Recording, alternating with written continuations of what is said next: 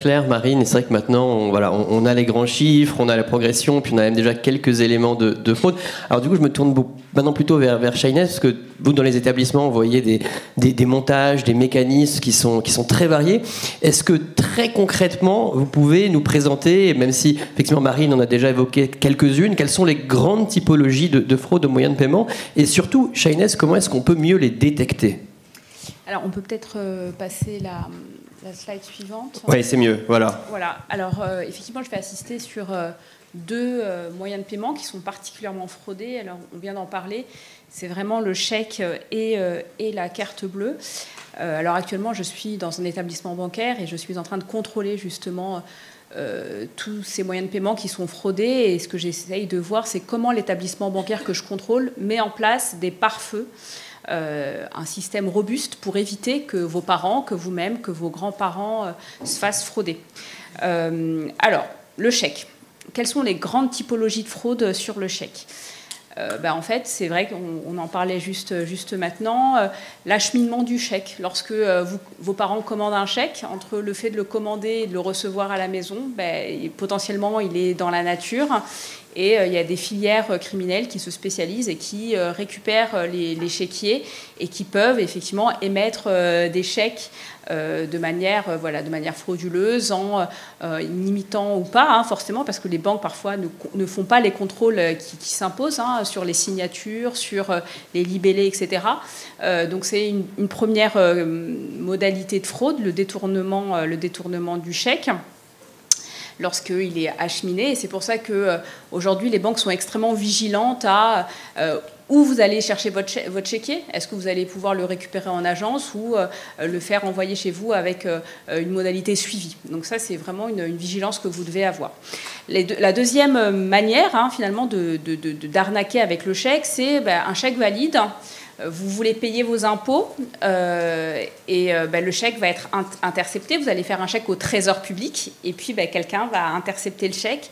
Et alors qu'il y avait écrit trésor public, ça va devenir trésorier publico-royer, par exemple. Donc on va, si vous voulez, rajouter des lettres là où il y avait le libellé du chèque. Vous voyez à quoi ça ressemble un chèque. Donc il y a le libellé et donc trésor public va devenir trésorier publico. Comme si quelqu'un s'appelait trésorier publico. Et donc là, typiquement, je vous ai donné un autre exemple que j'ai vu actuellement en mission. Donc une dame fait un beau chèque, vous voyez, 9 400 €. Et c'est ce que disait Marine, il n'y a pas de montant limite dans les chèques. Donc on peut aller très très haut, ce qu'on appelle les chèques circulants, au-delà de 10 000 €. Donc là, ce n'est pas un chèque circulant, c'est un chèque qui a une valeur faciale inférieure à 10 000 €. Donc 9 400 €, un beau chèque quand même, qui a été fait à Christian Dior Couture. C'est vrai.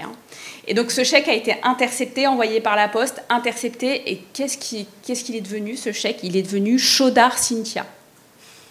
Voilà, donc soyez hyper vigilants quand vous écrivez les libellés, écrivez-les en noir, de manière extrêmement resserrée. Et j'ai même vu certains conseils qui disaient « mettez un bout de scotch dessus ». Sur le libellé, comme ça devient infalsifiable. Ça c'est gratté, c'est ça, Shainez? Comment est-ce que vous modifiez ça? Alors là, c'est très grossier. C'est très grossier. Il y a des techniques qui sont quand même plus sophistiquées, mais effectivement, c'est gratté et on réécrit par-dessus. Est-ce qu'on pourrait revenir sur le slide précédent? Donc une illustration très concrète des fraudes. L'autre illustration concrète de fraude, c'est le recours à des mules.